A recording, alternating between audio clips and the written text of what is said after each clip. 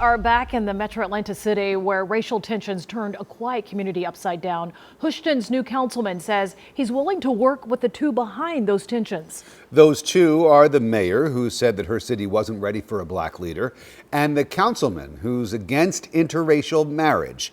In the year 2019, the CBS 46 Bulldog, Jonathan Carlson, went back to Hoschton today to talk to the city's first black council member in years.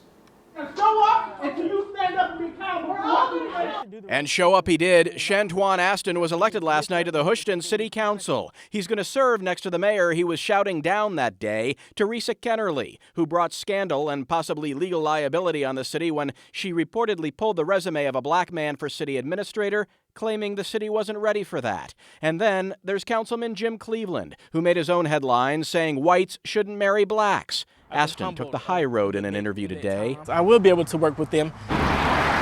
He pointed to an overwhelmingly white city electing a black man as proof Hoschton isn't an overly racist town. There are just some generational hurdles to overcome. How we go about that change and how we go about having that conversation is what needs to change. He says he hasn't heard from the mayor or Councilman Cleveland since his election, and winning wasn't without some drama. Just 2 weeks ago, he says someone tried to run him over on a residential street in the darkness of night, an SUV speeding towards him. The incident caught on camera. I was able to push myself off the car and I was yelling like, "Hey, stop, you hit me." He yelled out, "You shouldn't have been walking in the street, MFer." Back in town today, I was curious if the mayor or Councilman Cleveland had anything to say about the stunning election results. When I visited City Hall, the mayor wasn't in. She wasn't at her listed address either. And in a twist of irony, we found one of Aston's campaign signs just a few hundred feet from the entrance to the mayor's subdivision. I drove to another property she said to stay at. You know if the mayor's around? She wasn't there either. No one was home at Cleveland's listed address too.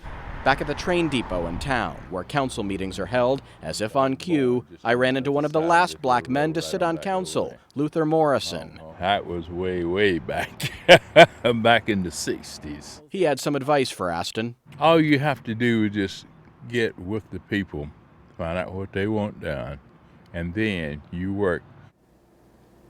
And we just got back from Hoschton, and I can tell you that the story up there is not over. There is an effort to recall the mayor and the councilman at the center of this mess. It's now headed to the state Supreme Court. Wow. Guys. Okay, so how do the people that you've spoke to up there in that area feel about these developments? Yeah, you know, I've been up there a couple of times, and a lot of folks don't want to go on camera because they oftentimes don't want to be the one person in town to sort of stand up on television and speak out for what's right. But I can tell you, every time I've been up there, a lot of them say this is not what they want their town to be known for. And in the end here, Mr. Aston's support came primarily from whites. Only 4% of blacks live in Hoschton.